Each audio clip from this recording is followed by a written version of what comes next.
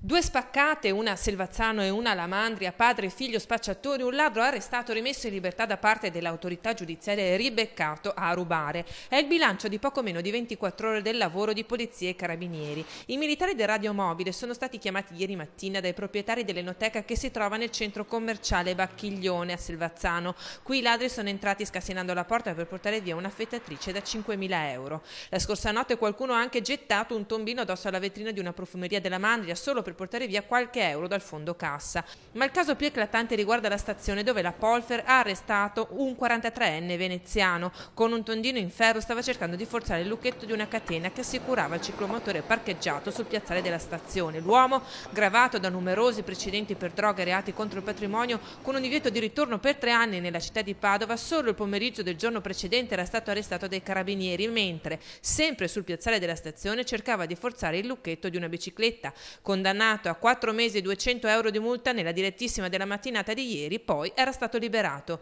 Intanto i carabinieri di Piave di Sacco hanno arrestato anche 2 marocchini, padre e figlio, che spacciavano droga a prezzi di concorrenza. Riuscivano a vendere 100 grammi di coca al mese e a mettere via uno stipendio mensile pari a 8.000 euro.